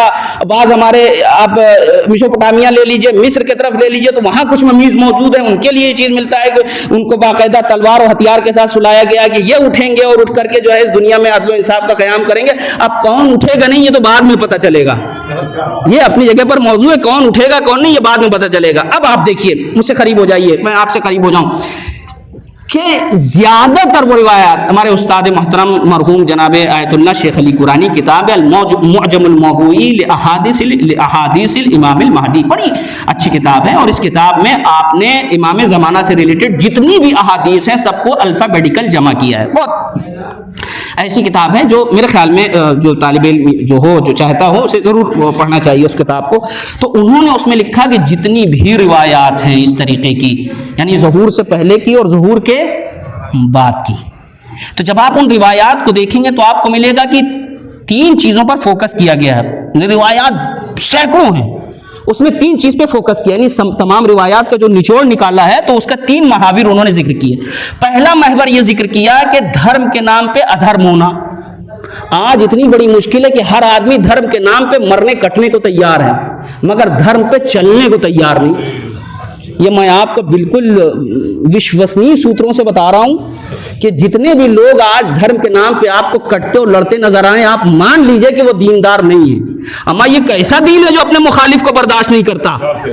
سلام دیجیے محمد والے محمد پر. دین کون سا ہے جو مائنورٹیز کو نہ برداشت کرے؟ کہے کا دین ہے؟ صحیح، عالمی دین کا مطلب یہ ہے کہ برداشت کرے۔ ان چیزوں کو جاننا چاہیے، سمجھنا چاہیے، اور ہمیں بھی دیکھیے اس بات کو جاننا چاہیے کہ ہم بھی جب کوئی اپنے دین و مذہب کو پیش کریں تو اسی انداز سے پیش کرنا چاہیے۔ یہ تو بات بالکل صحیح ہے کہ امام آئیں گے تو ذوالفقار لے کے آئیں گے، لیکن اب مطلقاً یہ تصور پیش کرنا، تلوار لائیں گے اور دیس سڑا سڑ، ایسے ماریں گے ویسے ماریں گے، سولی پہ چڑھا دیں گے، ہم ان باتوں کا انکار نہیں کر رہے ہیں، مگر بھائی یہ بھی تو بتاؤ کہ جب امام آئے گا تو بھوکوں، مظلوم بھوکوں کے منہ میں اپنے ہاتھ سے لقمہ رکھے گا؟ کیا یہ دنیا کو بتایا آپ نے کہ آنے والا جو ہوگا وہ ان صفات کا حامل ہوگا؟ آنے والے کے پاس ایری غیری تلوار نہیں ہے، ان کے جد امیر المومنین کی تلوار ذوالفقار ہے۔ جب علی کی تلوار مظلوموں پہ نہ چلی تو ان کی تلوار کہاں سے چلے گی؟ میں اور لفظ رکھ رہا ہوں، ارے جس کی تلوار نسلیں دیکھ کر کے چلے، ارے جس کی تلوار اگر 70ویں نسل میں بھی کوئی مومن آنے والا ہو تو ٹھہر جائے۔ بھائی گاجر مولی کی طرح کاٹ کے شجاعت دکھانا اور ہے، نسلیں دیکھ کر کے تلوار چلانا اور ہے، نسلیں دیکھ کر کے تلوار چلانا اور ہے۔ تو ہمیں یہ بات سمجھنا چاہیے، جو ایک تصور ہم نے پیش کر دیا کہ آنے والا آئے گا، یہ سر کاٹا وہ سر کاٹا، ہمیں اس بات کو سمجھنا۔ آپ بتائیں کہ آنے والا دنیا کا مسیحا ہے، اور پھر اس کے بعد سونے میں سہاگا کہنا ہمارے ایک بزرگوار کا کہ صاحب اس میں ایک یہ بھی پخ لگا دی گئی، یہ کہہ دیا آئیں گے تو 70,000 علماء کا جو ہے وہ گلا کٹے گا۔ ارے اس پہ تو ایسی خوشی منائی جاتی ہے کہ پوچھیے نا، لگتا ہے کہ بالکل عوام کے مطلب کی بات ہو گئی، چونکہ کہیں نہ کہیں کسی نہ کسی فارمیٹ پہ آدمی علماء سے پھکا بیٹھا ہوا ہے بالکل۔ چونکہ مشکل یہ ہے کہ بھائی آپ لوگوں کو کئی چیزوں سے علماء روک دیتے ہیں تو وہ بھی تھوڑا سا کہیں گرا گزر جاتی ہے بات۔ مطلب میں قاعدہ کلیہ نہیں بیان کر رہا ہوں، لیکن ایسا ہے تو آدمی، اسی لیے کسی نے بڑا اچھا ایک لطیفہ بیان کیا کہ وہ صاحب جگہ گئے، وہ عالم آئے ہوئے تھے، گئے مصافحہ کیا اور جا کے گردن چوم لی ان کی۔ کہنے ارے صاحب چومنا ہے تو پیشانی چومیے، گردن کیوں چوم رہے ہیں؟ کہنے حضور یہ ذوالفقار چومے گی نا اس لیے ہم اس کو چوم رہے ہیں۔ صحیح ہے، تو یہ چیزیں ہیں، لیکن یہ بات غور کریں، 70,000 علماء کٹیں گے، بھائی بات صحیح ہے، لیکن یہ بتائیے دنیا میں کتنے علماء ہیں؟ پوری دنیا میں کتنے علماء ہیں؟ لاکھوں کروڑوں علماء ہوں گے، اگر کروڑوں میں 70,000 کٹ رہے ہیں تو کوئی بہت بڑی تعداد ہے۔ اور جس حساب سے بعض یعنی علماء کے لباس میں بھیڑیا گھوم رہے ہیں، 70,000 کم ہے، پھر تو اور زیادہ ہونا چاہیے۔ صحیح ہے نہیں؟ یہ بات غور کرنا چاہیے، یہ عالم نما جو افراد ہیں یہ تو اور زیادہ معاملہ جو ہے ان کا گرم ہے۔ تو آپ یہ بات سمجھیے، اور پھر اس کے بعد جس قوم کے 70,000 علماء کی گردن کٹے گی اس قوم کا کیا حال ہوگا؟ میرے بچوں، میرے جوانوں، اس بات کو اپنے بالکل ذہن میں بٹھا لیں، آپ بٹھا لیں، آپ یاد رکھیے گا۔ آپ دوسری کمیونٹیز کو دیکھیے، عبرت حاصل کیجئے۔ حالات یہاں تک پہنچے ہوئے ہیں کہ ایک فرقہ دوسرے فرقے کے پیچھے نماز پڑھنے کو تیار نہیں۔ ابھی مرحوم ڈاکٹر قلب صادق صاحب اللہ ان پر رحمت نازل کرے، ہمارے کمیونٹی کی ایک مایہ ناز شخصیت تھی، ابھی ان کا انتقال ہوا۔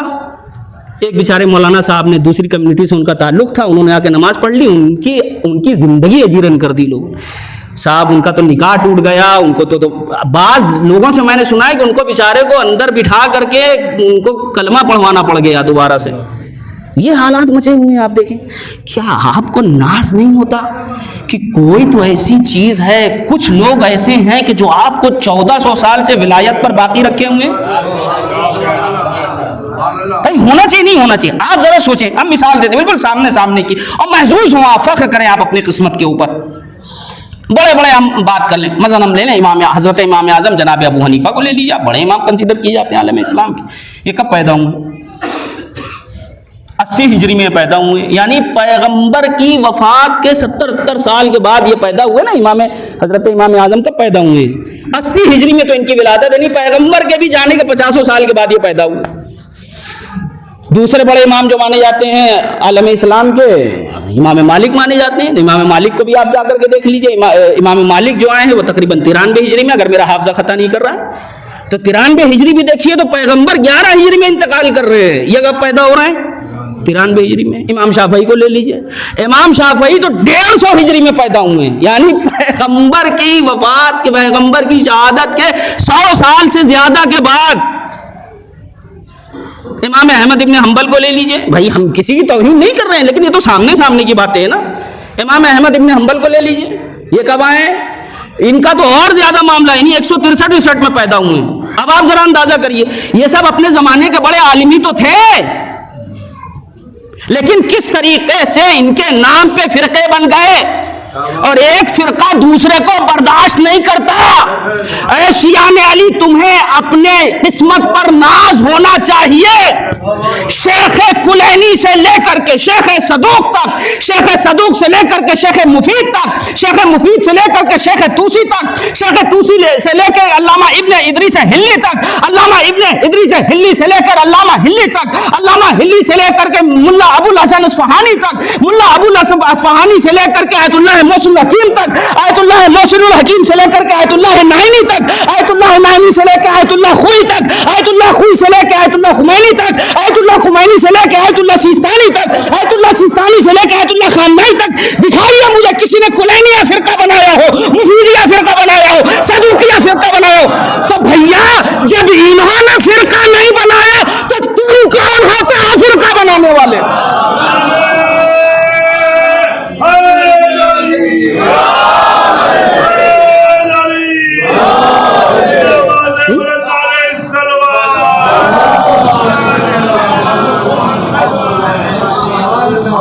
سارے علماء کا تسلسل کے ساتھ ایک ہم و غم، یہ قوم آل محمد کی پابند رہے۔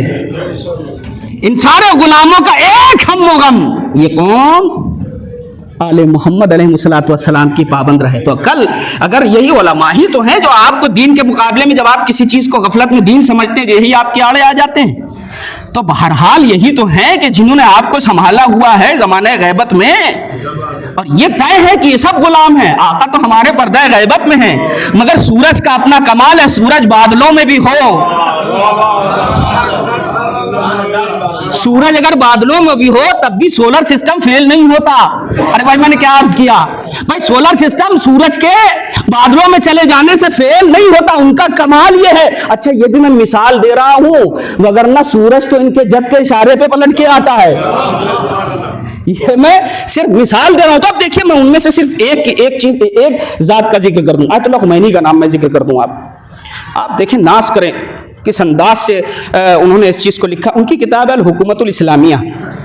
تو اب لوگ خمینی نے جب یہ کتاب لکھی ہے الحکومت الاسلامیہ، تو اس میں انہوں نے لکھا من مسلمات مذہبنا، ہمارے مذہب کی مسلمات میں ہے وہ یہ ہے کہ ہمارے تمام ائمہ جز آخری نبی تمام انبیاء سے افضل ہیں۔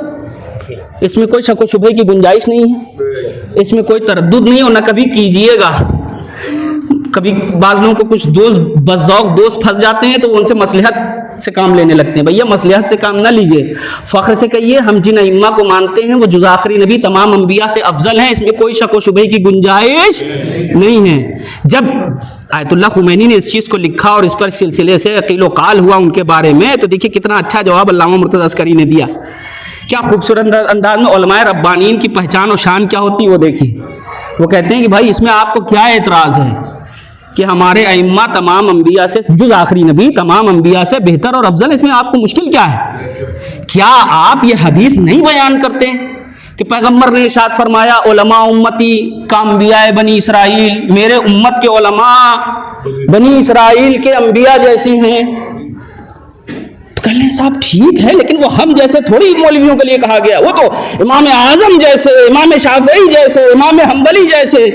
ارے تو بھیا ان میں کیا سرخاب کے پر لگے تھے؟ کوئی 50 سال بعد آ رہا ہے، کوئی 150 سال بعد آ رہا ہے، کوئی 100 سال بعد آ رہا ہے؟ کہا نہیں نہیں، انہوں نے خواب میں پیغمبر کا جھوٹا دودھ پی لیا تھا، خواب میں پیغمبر کا جھوٹا دودھ پی لیا تھا۔ تو بھائی 50 سال کے بعد اگر کوئی خواب میں پیغمبر کا جھوٹا دودھ پی لے تو بنی اسرائیل کے انبیاء جیسا ہو جائے، تو جو پیغمبر کی بنفس نفیس زبان چوسے، صلوات بھیجیے محمد وآل محمد پر۔ تو یہ ذمہ داری بنتی ہے، یہ علماء نے آپ اہل بیت یاد رکھیے کہ علماء کی ذمہ داری اہل بیت علیہ الصلوۃ والسلام سے عوام کو قریب کرنا ہے۔ یعنی خود امام بننا نہیں ہے بلکہ ان کا ہم مغم ہے اہل بیت علیہ الصلوۃ والسلام سے قریب کرنا. اب آپ کو میں قصہ سناؤں. نجف اشرف میں جب آیت اللہ خمینی تھے جس دور میں وہ دیش نکالا ہوئے اور نجف اشرف میں آپ نے قیام کیا تو آپ کے بیٹے ان کے ساتھ رہتے تھے. آپ کا ایک مخصوص وقت تھا جس میں آپ زیارت مولا کائنات کو جایا کرتے تھے. ہمیں حرم امیر المومنین کی زیارت کو جایا کرتے تھے. شدید اس وقت آندھی اور طوفان چل رہا تھا اور وہ فلسفے کا درس دیا کرتے تھے. تو ان کے بیٹے نے یہ بات کہی کہ حضور اس وقت آندھی چل رہی ہے, شدید آندھی ہے, طوفان ہے, آپ تو ماشاء اللہ مرجع ہیں, اتنے پڑھے لکھے ہیں, ارے گھر پہ ایک قبر ایسے کھینچ لیجئے. ہمارے یہاں تو ایک کنسپٹ موجود ہے, اس کا امیر المومنین کی قبر تصور کر کے زیارت کر لیجئے. جواب سنیے ان کا. آیت اللہ خمینی کہتے ہیں میرے لال یہ عشق کا معاملہ ہے, یہ عشق کا معاملہ ہے. اس در پہ جتنے چھوٹے بن کے رہو گے اتنا اہل بیت سے قریب ہوتے جاؤ گے. یہاں بڑے بننے کی کوشش نہ کرو, یہاں چھوٹے بن کے رہو. اسی مقام پہ میں آپ کو علامہ مرزا محمد اطہر صاحب اللہ مقام و خطیب اکبر, جب ان سے ہم لوگوں نے یہ کہا کہ حضور آپ کچھ ہم لوگوں کو نصیحت کیجئے, اتنی بڑی شخصیت ہندوستان کا مایا ناز خطیب, جانا مانا خطیب, اور وہ اگر یہ کہہ دے کہ میاں ہم کیا نصیحت کریں, اب تو ہماری زبان پہ ٹھہرا ہوا ہے, تو یہ ہمارے لیے بھی عبرت رہی کہ بتائیے اتنی بڑی شخصیت اور ہم جیسوں کو سمجھنا چاہیے کہ ہماری تو کوئی حیثیت ہی نہیں ہے. پھر اس کے بعد جب ان سے ہم نے اصرار کیا, ہم لوگوں نے اصرار کیا کہ نہیں حضور کچھ تو نصیحت فرماتی ہے, تو کہا بس ایک نصیحت کہ در آل محمد پر جب آؤ تو چھوٹے بن کر کے آؤ, اللہ تمہیں عظمت عنایت کرے گا. تو یا شاعر ہو, خطیب ہو, سامع ہو, کوئی بھی ہو, سب کی ذمہ داری یہ ہے کہ یہاں کوئی یہ نہ سمجھے کہ ہم نے جو کہہ دیا وہ بس آپ سے اچھا اچھا کہنے والے کہہ کے چلے گئے. میں کیا عرض کر رہا ہوں, اس کے فضائل کا کیا حق ادا ہوگا جس کی فضیلت کے قصیدے اللہ پڑھتا ہو, رسول اللہ پڑھتے ہوں. تو بات جو امام مہدی پر ہے, آپ ذرا غور کریں اس چیز کے اوپر کہ ہمیں کیسا, ہمارا پریزنٹیشن کیسا ہونا چاہیے. امام نے کیا فرمایا, اللہ اس بندے پہ اپنی رحمتیں نازل کرتا ہے جو ہمیں لوگوں کے درمیان اچھا بنا کے پیش کرتا ہے.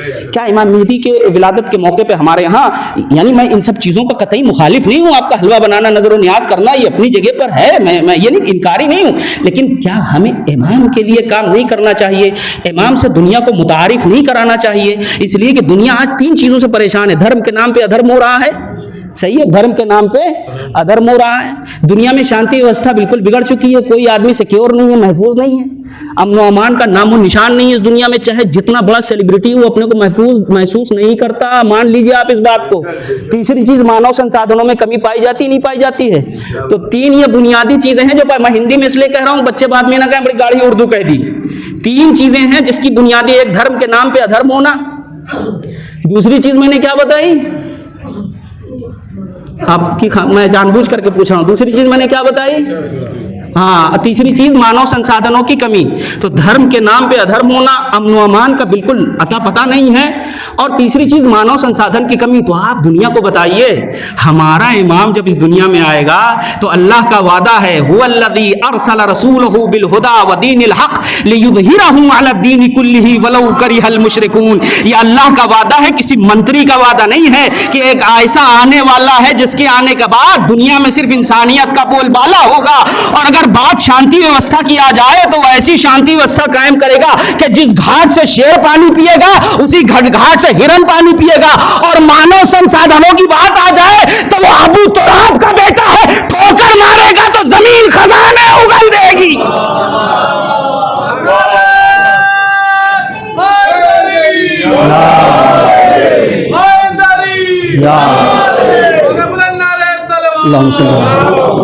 آخری 2 باتیں مجلس تمام کر رہا ہوں, تھوڑا سا 2-4 منٹ آپ کا لے لوں گا صرف اس لیے کہ ایسی مناسبت کی بات ہے, میں اپنے بچوں کے ذہنوں میں ڈالنا چاہتا ہوں. یاد رکھیے گا اس چیز کو, آج کا زمانہ ہے, اگر امام سے آپ نے اپنے روابط, آپ کو کیسے علماء نے طریقے دیے ہیں کہ امام سے اپنے روابط پیدا کیجئے. مثال دوں آپ کو, آپ واٹس ایپ کرتے ہیں, بعض لوگ صبح گڈ مارننگ, ہائے ہلو السلام علیکم کیا حال چال ہے, ایک دن کوئی جواب نہ دے, 2 دن جواب نہ دے, 3 دن جواب نہ دے, بتائیے کون اس کو پھر واٹس ایپ کرتا ہے. مت چھوڑیے, کبھی تو جواب دیتے نہیں, وہ ہر آدمی اپنے کو چودھری سمجھتا ہے.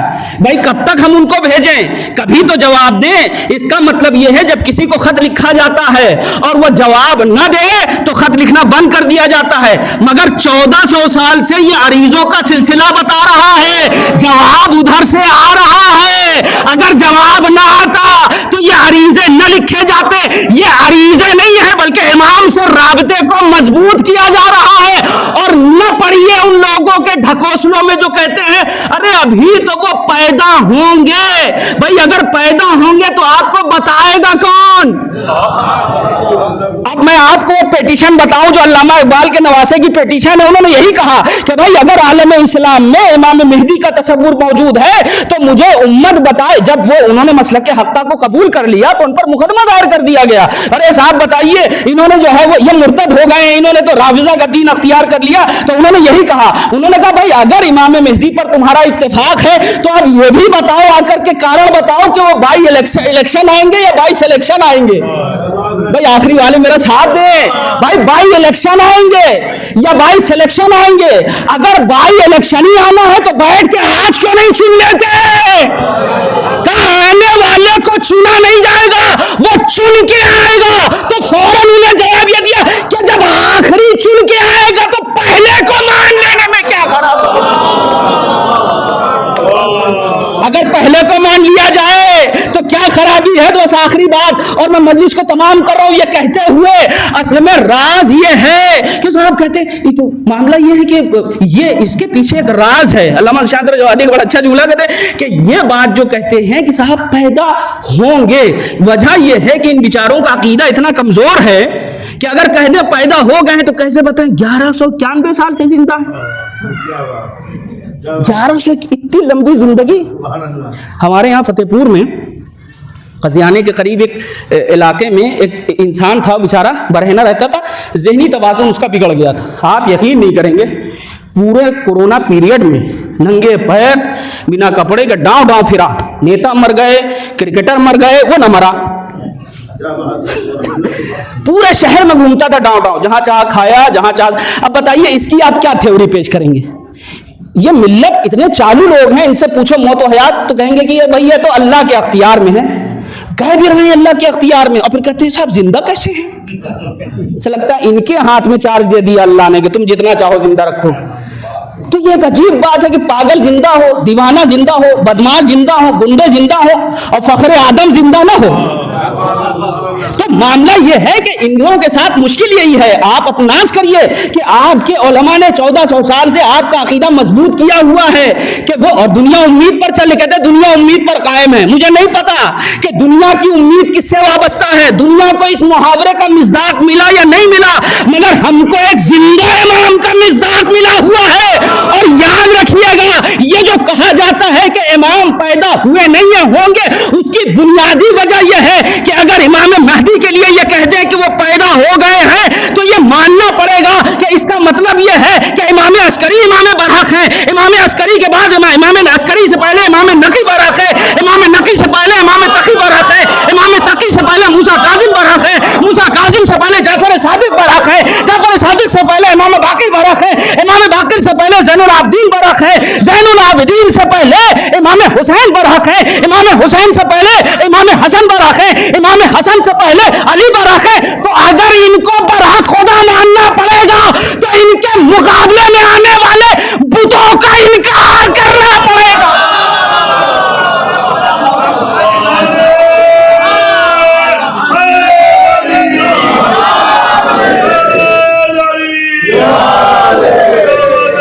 ये राज है।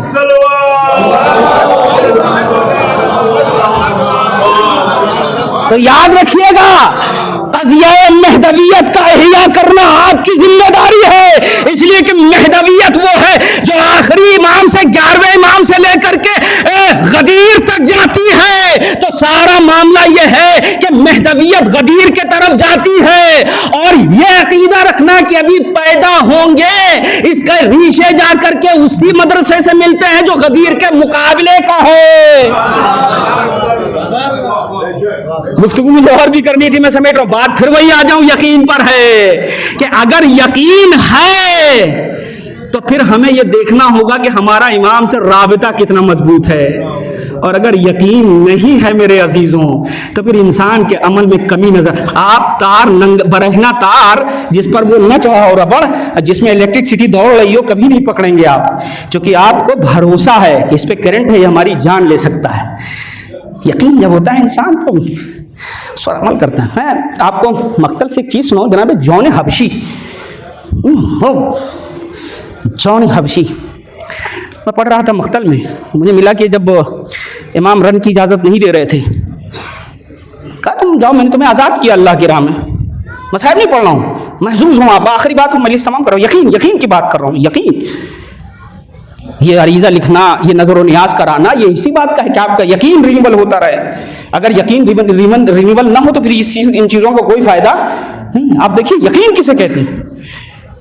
آ کر کے امام سے کہا فرزند رسول آپ لگ رہا ہے اس لیے اجازت نہیں دے رہے ہیں چونکہ میرا رنگ سیاہ ہے اور میرے پاس سے عجیب قسم کی بو آتی ہے، شاید اس لیے آپ اجازت نہیں دے رہے ہیں. میرا خون کہاں، ہاشمی خون کہاں. اللہ،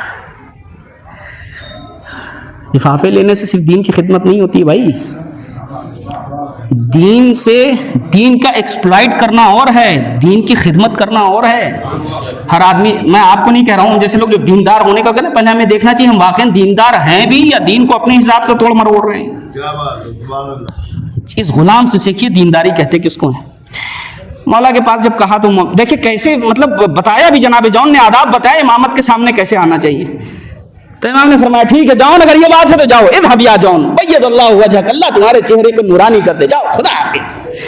تو جناب جون مقتل میں آئے، اور جیسے ہی مقتل میں آئے تو یہ مقتل میں لکھا ہوا ہے کہ رجس خانی ہوتی ہے مقتل میں، تو ادھر سے رجس خانی کی ایک نے، اچھا اب وہ لڑنے کے لیے آیا ہے جس کا چہرہ سیاہ ہے، جو حبش کا ہے. اللہ اکبر. جیسے ہی جناب جون نے سنا اپنے پیروں کو رکابوں میں ڈالا، پشت فرس سے بلند ہوئے اور ایک مرتبہ سامنے دیکھ کر کے کہتے ہیں روز محشر دیکھوں گا تیرا چہرہ کالا ہوگا یا میرا چہرہ کالا ہوگا.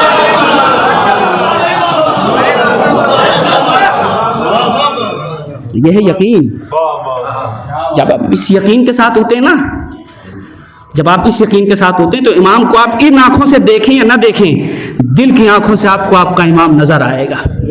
بس میں نے گفتگو تمام کیا، میں نے آپ کا وقت تھوڑا سا زیادہ لے لیا چونکہ مجھے مناسبت سے بھی گفتگو کرنی تھی. ایک مرحوم کی سال ثواب کی مجلس سے اللہ کروٹ کروٹ ان پہ اپنی رحمت نازل کرے. اللہ ان کے بچوں کو، ان کے نواسوں کو، ان کے پوتوں کو، لائق فائق پوتوں کو پروردگار ان کی توفیقات میں اضافہ فرمائیں. یہ پڑھیں لکھیں آگے بڑھیں، اللہ ان کے درمیان آپسی مہر و محبت یوں ہی بنائے رکھے.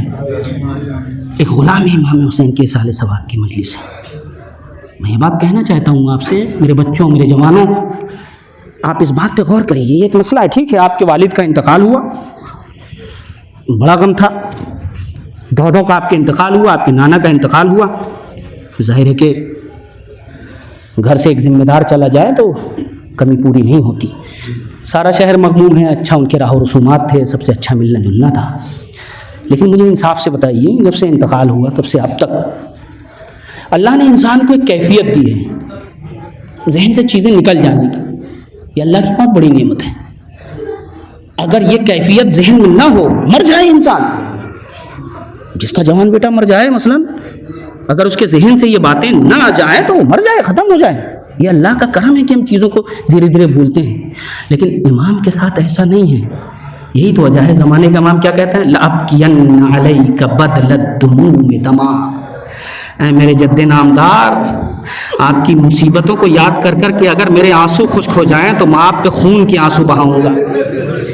میرے استاد جناب آیت اللہ شیخ علی قرانی، اللہ ان پہ اپنی رحمتیں نازل کرے، ایک مرتبہ میں نے ان سے اپنے دوست کے حوالے سے ذکر کیا کہ آقا کوئی دعا بتائیے کہ بچہ ہو، کافی شادی ہو گئی، کافی عرصہ ہو گیا، بچہ ان کے یہاں نہیں ہو رہا ہے. تو انہوں نے ٹال مٹول کیا. پھر میں نے اصرار کیا، عجب انداز سے انہوں نے ایک بات کہی، یہ تڑپ ہمارے اندر اور آپ کے اندر بھی ہونی چاہیے. دیکھیے ہم اصلاحی گفتگو کرتے ہیں، ہمیں ضرور کرنا چاہیے.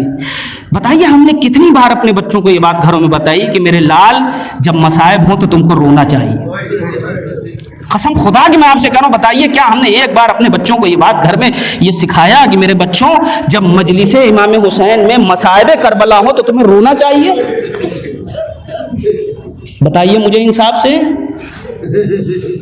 کیا ہم نے بتایا اپنے بچوں کو؟ تو جب میں نے اپنے استاد سے یہ بات کہی کہ استاد محترم کوئی ایک نسخہ بتائیے، کوئی دعا بتائیے، ہمارے ایک دوست ہیں ان کے یہاں، تو انہوں نے کہا بیٹا ایک کام کرو، کیا تم نے وہ روایت نہیں پڑھی ہے کہ جب سرکار امام حسین کی ولادت ہوئی اور شہزادی کونین نے بیٹے کو رسالت کی آغوش میں دیا، رسول اللہ نے لیا، حجرے میں چلے گئے اور اچانک بی بی نے سنا کہ زارو قطار رسول اللہ رونے لگے.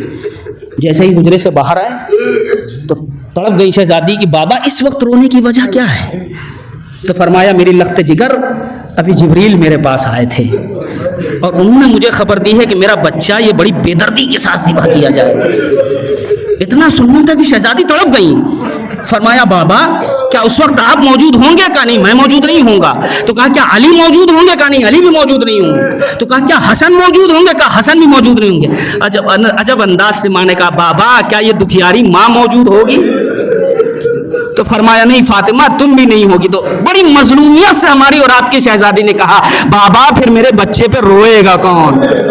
تو میں نے کہا استاد محترم آپ کے کہنے کا مقصد کیا ہے؟ کہا بیٹا جن کے لیے تم کہہ رہے ہو ان سے کہو اللہ سے دعا کرو یہ توسل کرتے ہوئے کہ مولا میرے گھر میں بچہ آ جائے تاکہ حسین پہ گریے کرنے والے کا اضافہ ہو جائے.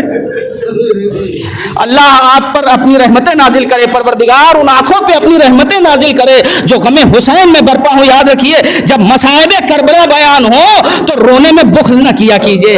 کوشش کیا کیجیے کہ آنکھوں میں آنسو آ جائے اور اگر آنسو نہ بھی آئے تو کم سے کم چہروں کو جھکا لیجیے. اس لیے کہ کربلا کی قربانی عجب قربانی ہے. ارے میں مرحوم کے پسماندگان سے پوچھنا چاہتا ہوں بتاؤ تم نے اپنے باپ کا جنازہ شان سے اٹھایا یا نہیں اٹھایا؟ ہر فرد تھا جو پڑھ پڑھ کے کاندھا دے رہا ہوگا. اب میں ایک سوال کرنا چاہتا ہوں اس مقبرہ گوال ٹولی میں رہنے والے مومنین سے کہ اگر تمہیں خبر مل جائے کہ کوئی جنازہ یوں ہی پڑا ہوا ہے تو بتاؤ کہ تم پہ غسل و کفن دفن واجب ہوگا یا نہیں؟ کہا واجب ہوگا. کیوں؟ کہا اس لیے کہ سامنے والا کلمہ گو تھا. ارے جو محمد کا کلمہ پڑھے اس کا غسل و کفن دفن واجب ہے اور جو محمد کا نواسا بے گو کفن پڑا رہا کوئی غسل و کفن کرنے والا نہیں تھا. چاہنے والی بہن نے دیکھا ارے بیٹے نے دیکھا تڑپ گیا. فوراً سے زینب سمجھی لگتا ہے سید سجاد کے جسم سے روح پرواز کر جائے گی. تڑپ گئی. ارے زینب کرتی تو کیا کرتی. ارباب مقاتل میں لکھا ہے زینب نے اپنے کو اونٹ کے ناکے کی بلندی سے گرا لیا. آنکھ پسے گردن سے بندھے تھے. اے میرے لال ارے کیا تم بھی عالم غربت میں ساتھ چھوڑ دو گے؟ اے پھوپھی اماں ان ظالموں نے اپنے کشتہ آئے نجیس کو دفن کر دیا. میرے بابا کو کوئی دفن کرنے والا نہیں ہے. اے میرے لال ارے قلق نہ کرو یہاں تمہارے بابا کے چاہنے والے آئیں گے. تمہارے بابا کا عالی شان روضہ تعمیر ہوگا. وَسَيَعْلَمُ الَّذِينَ ظَلَمُوا أَيَّ مُنقَلَبٍ يَنقَلِبُونَ إِنَّا لِلَّهِ وَإِنَّا إِلَيْهِ رَاجِعُونَ. رضم بقضائه وتسليما لأمره الهي بحق الزهراء وأبيها وبعلها وبنيها والسر المستودع فيها والعدد الذي ما أحاط به علمك. پروردگار تجھے واسطہ ہے محمد علی محمد علیہ السلام کا ہماری اس عبادت کو شرف قبولیت عنایت فرما. بر الہ مرحوم کے درجات کو بلند فرما. ان کے گناہ صغیرہ و گناہ کبیرہ کی مغفرت فرما. بر الہ ان کے پسماندگان کو صبر جمیل عنایت فرما. ان کے پسماندگان کے درمیان باہمی مہر و محبت قرار دے. تجھے واسطہ ہے محمد علی محمد علیہ السلام ہمارے تمام گزشتگان پہ اپنی رحمتیں نازل فرما. جو زندہ ہیں ان کو اپنی حفظ و امان میں قرار دے. بار الہ دنیا میں جہاں جہاں بھی انسانیت کے دشمن موجود ہیں اپنا شر پھیلا رہے ہیں. اگر قابل ہدایت ہو تو ان کی ہدایت فرما. اگر قابل ہدایت نہیں تو ان کو نیست و نابود فرما. بار الہ دنیا کے مظلومین کی حمایت و حفاظت فرما. تجھے واسطہ ہے محمد علی محمد کا دور پورا شعبہ ہمارے ایمان کی حفاظت فرما. جو مقروض غیب سے ان کے قرضوں کو ادا فرما. بار الہ بڑا ہی مبارک مہینہ ہے. بڑا ہی مبارک مہینہ. میں دعا کروں گا جو جوان بے روزگار ان کو روزگار عنایت فرما. جو برسر و روزگار روزی میں برکت عنایت فرما. بہترین دعائی کے بارے امام کے ظہور میں تعجیل فرما. ان کے اصحاب و اعوان میں ہم سب کا شمار فرما. گزارش ہے مزید ایک مرتبہ سورہ حمد اور 3 مرتبہ سورہ اخلاص مبارکہ کی تلاوت فرما کر مرحوم مغفور جناب حاجی سید منصف علی رضوی کربلائی ابن جناب سید نذیر احمد رضوی مرحوم کی روح طیبہ کو ایصال ثواب.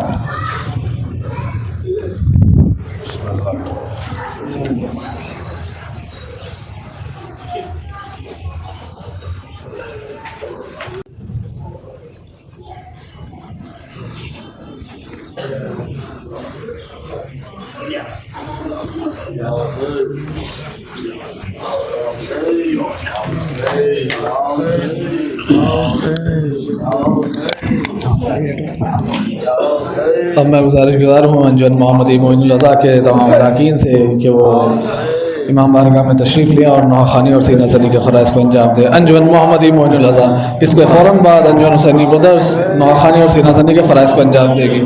انجمن محمدی معین الرضا. یا حسین یا حسین یا حسین یا حسین یا حسین یا حسین یا حسین یا حسین یا حسین یا حسین یا حسین یا حسین یا حسین یا حسین یا حسین